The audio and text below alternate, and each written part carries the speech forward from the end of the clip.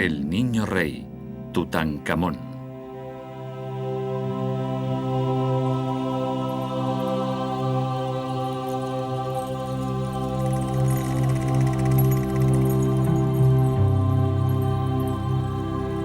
Era un misterio desde hacía más de 3200 años.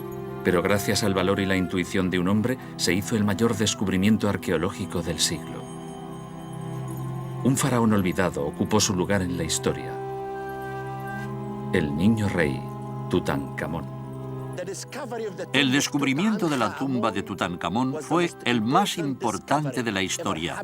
Se hizo el 4 de noviembre de 1922. Howard Carter estaba excavando en el valle y el aguador encontró la entrada. Howard Carter se acercó y supo que había encontrado la tumba que buscaba desde hacía 5 años.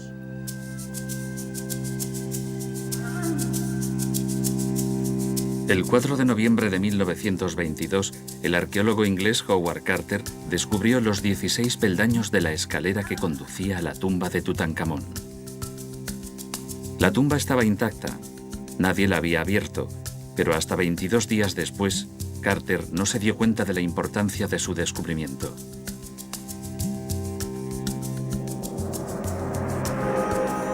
El 26 de noviembre fue un día importante, el mejor de mi vida, tanto que no creo que viva otro igual. A media tarde, a unos 10 metros de la primera puerta, descubrimos la segunda. Los sellos de esta eran menos claros, pero el sello de Tutankamón y el de la necrópolis real todavía se distinguían. Pronto se aclararía todo. Fue suficiente con derribar la puerta para tener la respuesta a todas nuestras preguntas. Poco a poco, y a todos nos pareció exasperadamente lento, se apartaron todos los escombros que cubrían la parte inferior de la puerta y finalmente, al derribar la pared que la cerraba, la tumba se hizo totalmente visible. Ese fue el momento decisivo. Howard Carter ni siquiera imaginaba que ante esa pared estaba a un paso de hacer el descubrimiento arqueológico más importante del siglo XX. Un evento que inmortalizaría su nombre y el del faraón a quien estaba a punto de sacar a la luz. Tutankamón. Tutankamón, hasta ese momento un nombre olvidado durante siglos, fue un faraón que no vivió el tiempo suficiente para dejar trazas de su vida terrenal. Un faraón cuyo nombre ni siquiera figuraba en las listas de los reyes de las dinastías del antiguo Egipto. Esa relación se interrumpe desde Amenhotep III hasta Horemheb y omite los nombres de 4 soberanos, los llamados faraones herejes: Akenatón, Esmenkare, Ay y, por supuesto, Tutankamón. Tutankamón era uno de los reyes de la 18ª dinastía. Fue el rey más joven y murió a la edad de 18 o 19 años. La causa de su muerte sigue siendo un secreto, un misterio. El niño faraón vivió y reinó en uno de los períodos más polémicos de la historia egipcia. Fue nombrado rey poco después de la muerte de Akenatón, el soberano que lideró una revolución social, política y religiosa sin precedentes. El panteón egipcio fue reemplazado por un dios único, Atón, el sol, para quien Akenatón construyó una ciudad, Tel el Amarna, y cerró todos los templos dedicados a los otros dioses. A la muerte de este faraón siguió un período turbulento, durante el cual los sacerdotes de Amón, el dios primigenio, consiguieron volver la situación a la normalidad. Tutankamón volvió a traer el centro religioso del país a Karnak. Hizo derribar muchos de los edificios que Akenatón había hecho para adorar a Atón y volvió a restablecer el culto a Amón-Ra que había sido prohibido. El centro religioso volvió a estar aquí y Amón-Ra fue nuevamente el dios más importante. Los templos de Akenatón fueron derruidos y se construyeron otros monumentos. Se han conservado algunos, pero desgraciadamente solo son fragmentos. En el año 1339 a.C., Con el apoyo de los sacerdotes, Tutankamón fue nombrado faraón cuando solo tenía 9 años. Antes del descubrimiento de su tumba, la llamada KV62, se sabía muy poco sobre el joven rey. Sin embargo, hoy es más conocido que cualquier otro faraón del antiguo Egipto. Todavía hay algunos aspectos de su vida que siguen envueltos en el misterio, como la identidad de sus padres. Respecto a la familia de Tutankamón, como ya he dicho otras veces, algunos eruditos creen que su padre era Amenhotep III, pero yo creo que era Akenatón y que su madre era Kia. Pero otros están casi convencidos de que era Nefertiti. Lo cierto es que no lo sabemos. Aunque no hay pruebas arqueológicas que demuestren la ascendencia de Tutankamón, se sabe que nació y pasó los primeros años de su infancia en Tel el Amarna. Esta hipótesis la reafirman algunos hechos. En primer lugar, durante los primeros años de su vida se llamaba Tutankatón, que significa la viva imagen de Atón. La tumba real de Tel el Amarna también tiene una pared con la representación del funeral de Meketatón, una de las hijas de Akenatón y Nefertiti. Según una teoría, Meketatón murió de parto cuando dio a luz a Tutankatón, representado como un bebé en los brazos de su madre adoptiva. Sin embargo, algunos expertos creen que el niño faraón era el yerno de Akenatón, porque contrajo matrimonio con una de las hijas del faraón hereje y Nefertiti. Sin embargo, hay otra teoría que parece más probable. Pensamos que era hijo de Akenatón. Estamos casi seguros. Todas las pruebas que tenemos nos dicen que era uno de los hijos de Akenatón. Sabemos que Akenatón solo tuvo 6 hijas con la famosa reina Nefertiti. No tuvo ningún hijo varón de Nefertiti. Por eso tenía una segunda esposa que se llamaba Kia. Y Kia tuvo un hijo de Akenatón. Parece ser que el joven Tutankatón se casó con su hermanastra. La única certeza es que el niño fue coronado en Tel el Amarna, pero abandonó esa ciudad rápidamente para regresar a Tebas, donde cambió su nombre por Tutankamón. La viva imagen de Amón. Tutankamón debió de vivir muy poco tiempo en la ciudad. No se hizo ningún cambio en los nombres de los templos para dejar constancia de su presencia. Y las únicas citas las tenemos en los sellos de las jarras, que son del año 2. También sabemos que Tutankamón estuvo en Memphis para hacer público un decreto que rechazaba todo lo que había hecho Akenatón y restaurar los templos. Por ese decreto sabemos que el periodo de Amarna había terminado. Debieron de pasar muy pocos años entre la muerte de Akenatón y los cambios oficiales hechos por Tutankamón. Y ese es el intervalo que representa el fin del periodo de Amarna, tal vez 3 o 4 años.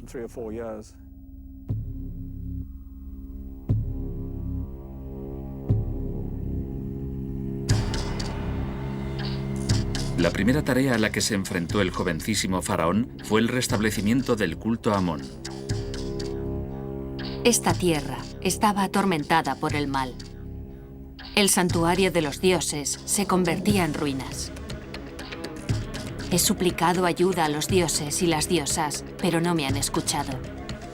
He trabajado sin descanso para merecer sus favores. Cuando llegué, encontré sus templos destruidos, los lugares sagrados profanados y los patios cubiertos de hierba. He reconstruido sus santuarios, he renovado los templos y les he hecho muchos regalos preciosos. He creado estatuas de los dioses en oro, incrustadas con lapislázuli y piedras preciosas. La reintroducción del culto a Amón fue una decisión muy importante que Tutankamón no podía asumir por sí mismo. Después de morir Akenatón, la corte regresó a Tebas y el culto a Amón-Ra volvió a ser muy poderoso. Por la corta edad de Tutankamón, los sacerdotes de Amón ejercieron su influencia sobre él y recuperaron el poder que les había quitado Akenatón. El restablecimiento fue seguido de la restitución de Tebas como capital religiosa del reino. En el gran complejo del templo de Amón-Ra, en Karnak, se construyó una imponente avenida flanqueada por esfinges con cabeza de carnero que conectaba el templo de Amón con el de Mut, su divina esposa. Además, se reintrodujo la antigua fiesta de Opet, que era la celebración más solemne dedicada a la tríada tebana, constituida por Amón, Mut y Honsu. En Luxor se erigió una estatua suya y de su esposa, atribuida después a Ramsés II. Sin embargo, no lejos de la estatua fue donde la actividad de las obras públicas de Tutankamón llegó a su clímax. Estamos en la avenida de columnas del templo de Luxor, que se empezó a construir bajo el reinado de Amenhotep III y quedó abandonado durante Akenatón.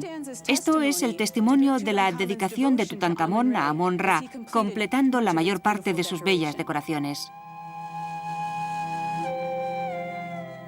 A pesar de su gran fama, Tutankamón hizo muy poco.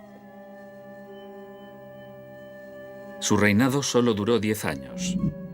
Murió antes de cumplir los 20. Fue una muerte súbita que cogió a todos por sorpresa, incluyendo a quienes trabajaban en la construcción de su tumba. El lugar para su sueño eterno todavía no estaba terminado cuando el joven rey murió, y su cadáver embalsamado fue enterrado en otro lugar indigno de albergar a un rey. La tumba no es muy grande y consta de un pequeño corredor que desemboca en una antecámara, una pequeña sala denominada anexo, en donde se almacenaban los objetos y la comida que el faraón necesitaría en el más allá. Desde la antecámara se accede a la cámara mortuoria y a la del tesoro. La tumba es de reducidas dimensiones, no tiene más de 100 metros cuadrados, pero es uno de los lugares más fascinantes e importantes relacionados con la historia egipcia. La fama de Tutankamón empieza tras el descubrimiento de su tumba, la única que se ha encontrado intacta en el Valle de los Reyes, gracias a la tenacidad y la intuición de Howard Carter. Carter excavaba en el Valle de los Reyes desde 1907, financiado por George Edward Herbert, Lord Carnarvon, pero las excavaciones no dieron los resultados esperados durante varios años. Después de años de investigación, finalmente, el 4 de noviembre de 1922, el arqueólogo inglés encontró lo que estaba buscando. Ese día Carter llegó al sitio y encontró a todos los obreros silenciosos. No hablaban. Y el capataz de los obreros le dijo: «Hemos encontrado algo que debería ver». Y lo trajo aquí, a este lugar, y le mostró el primer escalón de la tumba. En ese momento, Carter no sabía que había encontrado la tumba de Tutankamón, pero estaba seguro de que por fin había encontrado algo importante en el Valle de los Reyes. Empezó a bajar los escalones a la tumba.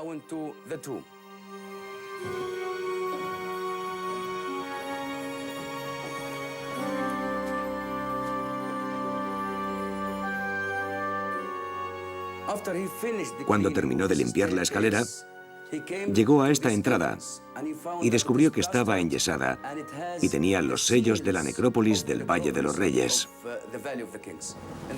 Según había acordado con James Henry Breasted, Carter le llamó para leer juntos esos sellos y descubrieron que tenían los cartuchos de Tutankamón. Así es como supo que esta era la tumba de Tutankamón. Pero también encontró dos sellos rotos que demostraban que la tumba había sido abierta después de sepultar a Tutankamón. Y por esos dos sellos y la puerta sellada, dudó de que la tumba estuviera intacta. Pero continuó excavando y llamó a Lord Carnarvon para que compartiera con él el descubrimiento. Lord Carnarvon llegó cuando acababa de abrir este corredor y estaba ante la segunda entrada de la tumba.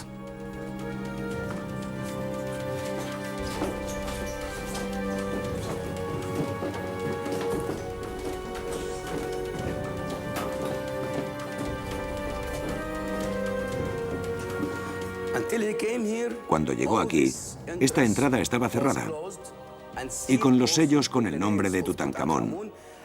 Y en este lugar se reunió con él Lord Carnarvon. Carter empezó a romper los sellos de la puerta y encendió una luz para ver qué había dentro. Y Lord Carnarvon le preguntó, ¿qué ve? Y le dijo, dentro de esta tumba veo brillos de oro. Eso significaba que la tumba estaba intacta cuando la descubrieron. Junto con Lord Carnarvon, descubrió que la tumba estaba llena de objetos, miles y miles de objetos.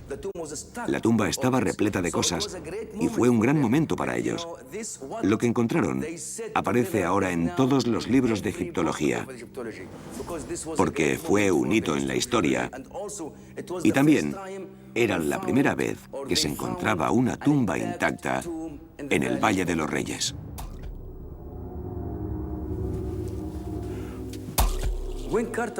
Cuando Carter terminó de abrir la entrada de esta cámara o antecámara, descubrió que esta habitación estaba llena, repleta de miles y miles de objetos, la mayoría de ellos de oro y piedras preciosas y semipreciosas.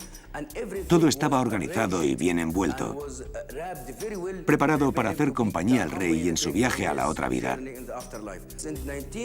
En 1927, empezaron a excavar en dirección oeste hasta que encontraron un gran muro y una puerta sellada con los cartuchos de Tutankamón.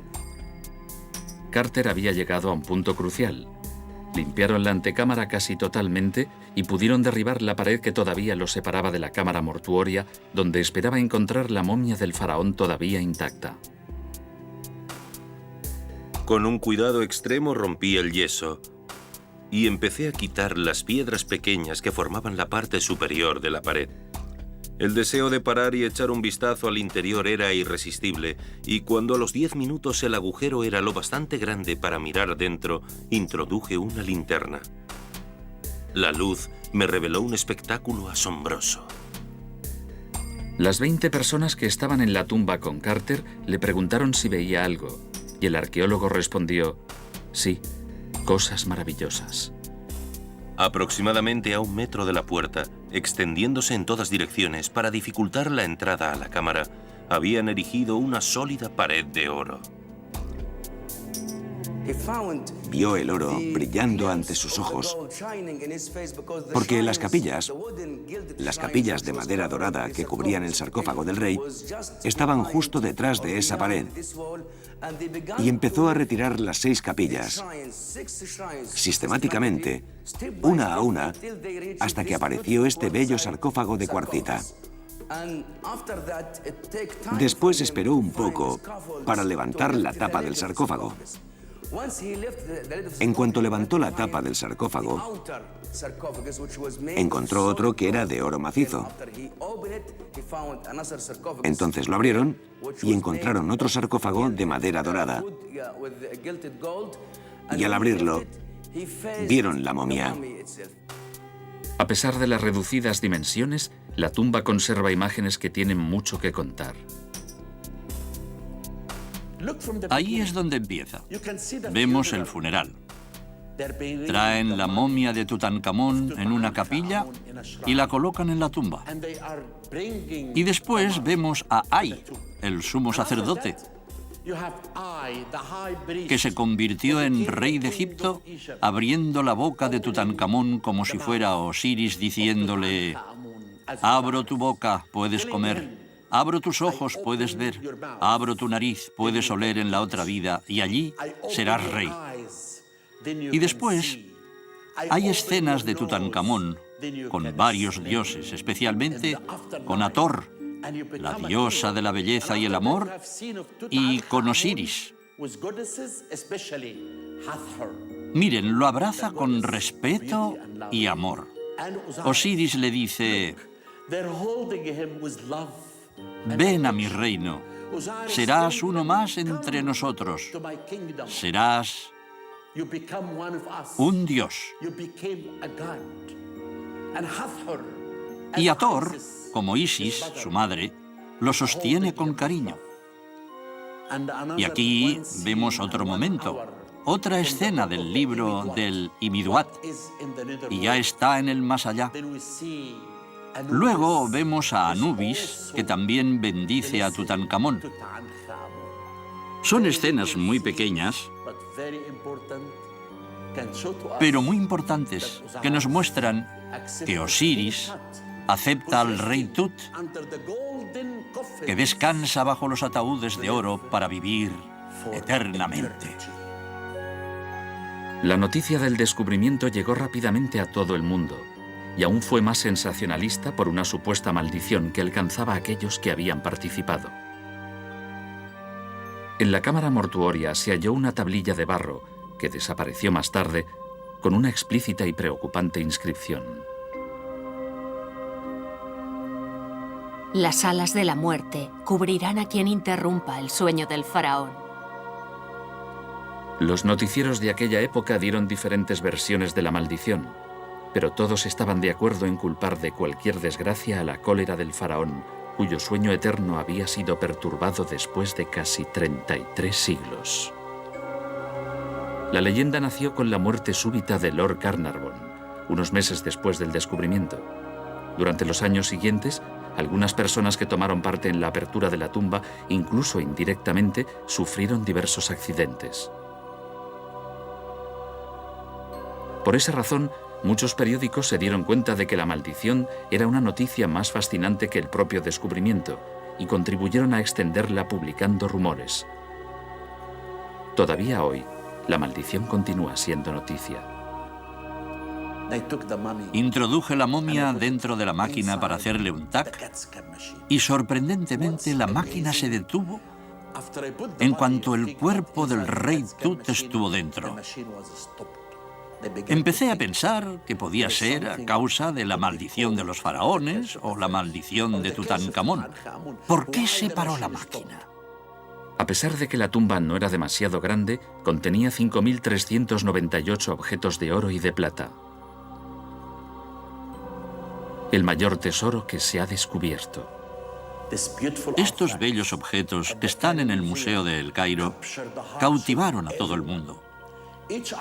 Cada uno de ellos nos cuenta la historia, la dieta del rey Tut. Le gustaba la cerveza porque había muchas jarras de cerveza.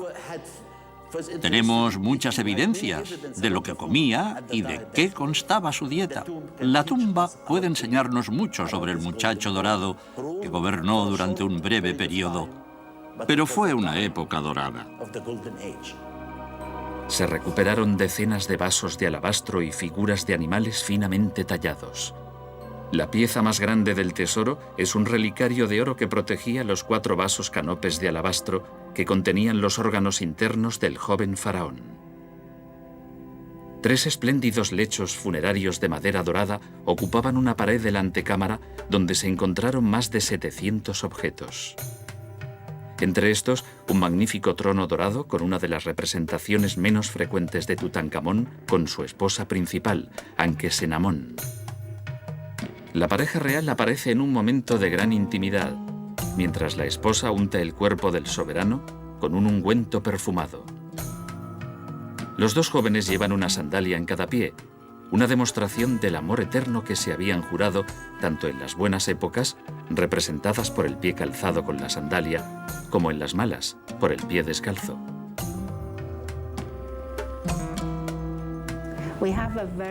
Tenemos un pequeño cofre, un cofre dorado. Está cubierto de bellas escenas de Tutankamón y su joven esposa en diferentes poses.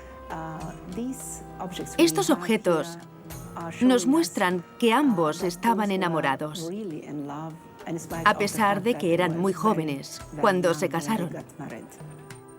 Tutankamón se casó con Ankesenamón poco antes de ser coronado, con solamente 9 años de edad, y con el paso de los años su amor se acrecentó.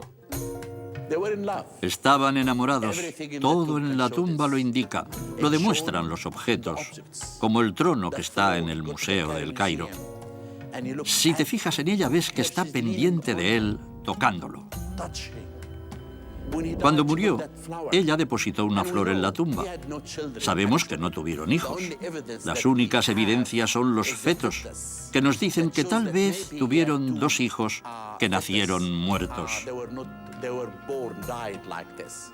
Esperamos poder extraer algunas muestras de ADN para averiguar si había relación entre ellos y el rey Tut. Pero de todos los objetos recuperados en la tumba, el más precioso fue hallado en la cámara mortuoria. El cuerpo del faraón fue protegido por 4 capillas de madera dorada, una dentro de la otra.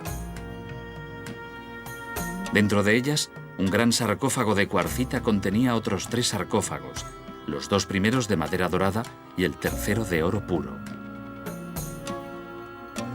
Levantamos la tapa por las asas doradas y apareció la momia del faraón. Hacía más de 3000 años que unos ojos humanos habían visto el interior de ese ataúd de oro macizo. Y el tiempo, comparado con la brevedad de la vida humana, parecía no haber pasado. Finalmente, ante nuestros ojos, estaban los restos del joven faraón, que hasta entonces solo había sido para nosotros la sombra de un nombre. La cara de la momia había sido protegida con una maravillosa máscara de oro puro que reproducía la fisonomía del faraón. Es el objeto más hermoso de la tierra, la máscara de oro. Me parece que está hablando. Cuando la miro, parece que ese rostro y esos ojos están vivos. En el reverso de la máscara grabaron un versículo del texto de los sarcófagos que acompañaba al faraón en su viaje a la otra vida. Te saludo, a ti, de bello semblante, poseedor de ojos que ven, porque Anubis te los hizo, a quien Ptah-Sokar exaltó, a quien Shu dio su apoyo, amado por los dioses, por quien Ra contó a Osiris el secreto de la conspiración contra él para terminar con las injurias de Set. Tal vez puedas hacer de él un espíritu, tal vez puedas dominar por él a sus enemigos, tal vez puedas guiarlo a los bellos lugares del reino de los muertos, tal vez puedas derribar el complot de Set contra él. Viviré para siempre. Es lo que ha sido ordenado. Seré eterno, como el propio Ra, para siempre. Retirar la máscara del rostro del faraón no era tarea fácil, y Carter fue consciente de ello enseguida. Trató de retirar la máscara, pero no pudo, porque la máscara estaba pegada al cuerpo de la momia. Tuvo que sacar la momia de la tumba y ponerla bajo el sol. No se ablandó y no pudo quitar la máscara. Entonces llevó la momia a la tumba de Seti II y le quitaron la máscara de oro con sopletes. Así es como Howard Carter rompió el rostro de la momia en 18 trozos.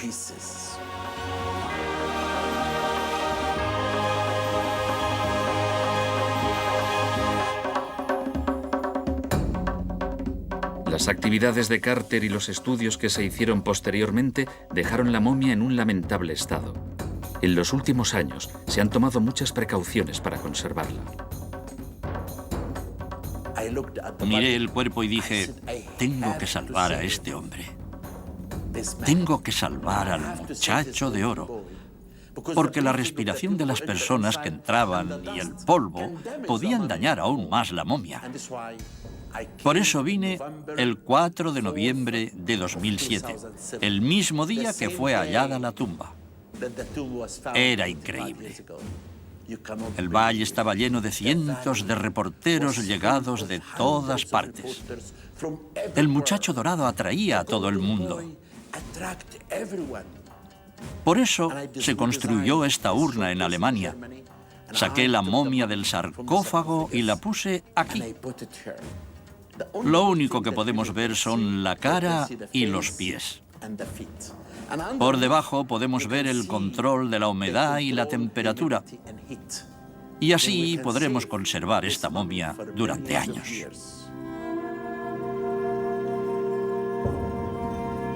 Los exámenes han dado resultados sorprendentes. Sobre todo se ha investigado uno de los misterios más oscuros sobre la figura de Tutankamón, la verdadera causa de su repentina muerte. Durante décadas, la teoría más aceptada era la del homicidio, pero los análisis practicados por el Consejo Superior de Antigüedades, con los medios tecnológicos más avanzados, han demostrado que murió como resultado de un accidente. Descubrimos que no fue asesinado, como se creía, a mediados del siglo pasado. Se pensaba que le habían matado, porque después de algunas investigaciones realizadas en aquellos momentos, se encontró un agujero en el cráneo. Pero eso no fue lo que le causó la muerte. Descubrimos que no fue asesinado.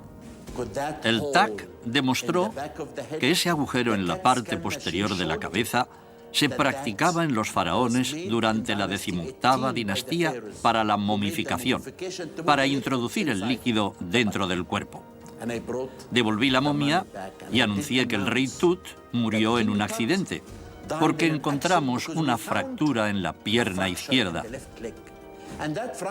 Y esa fractura era debida a un accidente que había sufrido el día antes de morir. Nadie sabe qué tipo de accidente. Hasta ese momento, se pensaba que las circunstancias de su muerte eran muy diferentes. En 1968, la momia fue examinada con rayos X. Los resultados mostraron unas marcas sospechosas en la parte superior de la cabeza. Así fue como se elaboró la teoría del asesinato. Ha habido varias teorías respecto a cómo murió Tutankamón. Una de las más populares es que fue asesinado mediante un golpe en la parte posterior de la cabeza. Se basaban principalmente en una radiografía un poco confusa que se le había hecho. Y a partir de esa radiografía se elaboró una teoría sobre el asesinato, posiblemente perpetrado por uno de sus consejeros, Ay, o por otro de ellos, Horemheb. ¿Por qué eran los principales sospechosos del crimen Ay y Horemheb? ¿Quiénes eran esos dos hombres? Según algunas teorías, Ay era el padre de Nefertiti. Tenía un cargo importante durante el reinado de Akenatón y era miembro del Consejo de la Regencia que gobernó Egipto antes de que Tutankamón fuera coronado faraón.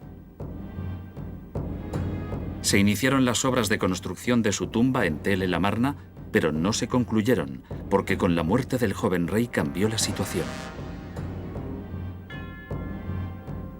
Anque-Senamón no quería casarse con ninguno de los pretendientes al trono. Escribió al rey de los hititas: Mi esposo ha muerto y me han dicho que tienes hijos adultos.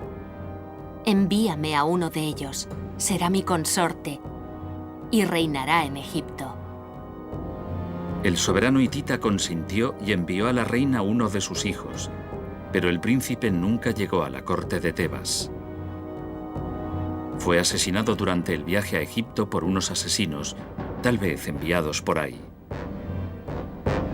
Según algunas teorías, Anque-Senamón se casó con el anciano pretendiente, pero otras dicen que no, y no se ha sabido nada más de ella. Lo único que se sabe con certeza es que Ay, aunque no era de sangre real, se convirtió en el faraón 11º de la 18ª dinastía. Con 70 años de edad, consiguió satisfacer su mayor ambición. Ahí se hizo construir una magnífica tumba en el Valle de los Reyes, la KV-23, donde fue enterrado a su muerte solamente 4 años después de su acceso al trono. Su sucesor fue Horemheb, que al igual que Ay, fue faraón sin ser miembro de la realeza. Era general y uno de los hombres más importantes a finales de la 18ª dinastía. Participó en el consejo de la regencia que eligió al niño Tutankamón para que fuera faraón, y fue uno de los que lucharon por el poder a la muerte de este. También se conservan 2 tumbas destinadas a Horemheb. Antes de convertirse en rey, había empezado la construcción de una magnífica tumba en la antigua necrópolis de Saqqara. Horemheb se hizo construir una tumba en Saqqara, en la necrópolis de Memphis, una tumba que fue ampliando, con patios, con nuevos pilonos. Cuando se convirtió en rey tuvo que elegir. Esa tumba no era digna del nuevo rey, porque los faraones eran enterrados en el Valle de los Reyes, en Tebas, en Luxor. Igual que Ay, cuando subió al trono se hizo construir una tumba en Tebas. Ay también tenía una tumba en Saqqara que todavía no ha sido descubierta. Horemheb hizo lo mismo. Se hizo una bella tumba en el Valle de los Reyes. La tumba de Horemheb en el Valle de los Reyes, la llamada KV-57, no fue terminada. Las paredes de la cámara mortuoria están decoradas con escenas en relieve que están a medio concluir.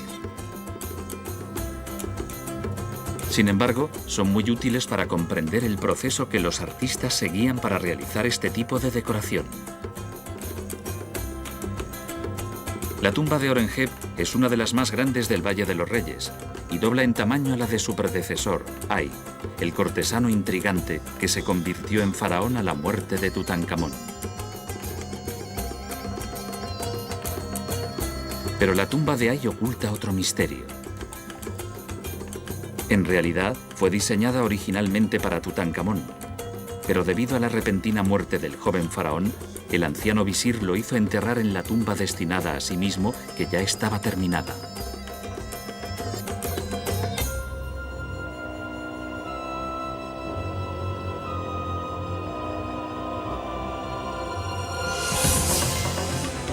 Por una extraña casualidad, esta tumba, la KV-62, no fue violada durante más de 3.200 años.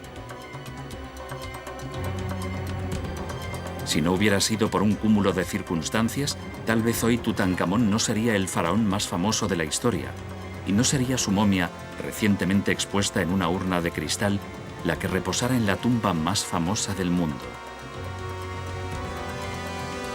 Hoy es posible contemplar el rostro del joven faraón, que a pesar de todo, todavía guarda muchos secretos.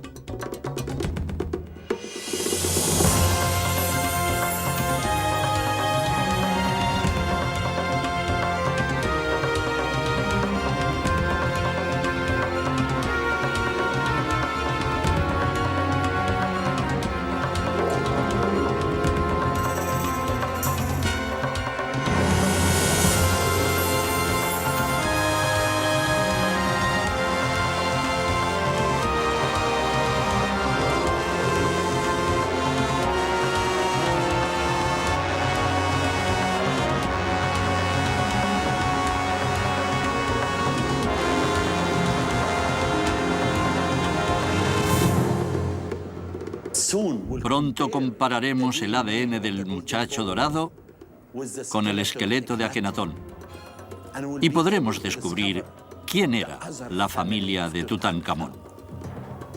El muchacho dorado nunca dejará de ser un misterio, pero el misterio y la magia de Tutankamón nunca terminarán. Continuará. El misterio de la vida de Tutankamón todavía se nos escapa. Las sombras se apartan, pero la oscuridad nunca se aclara completamente.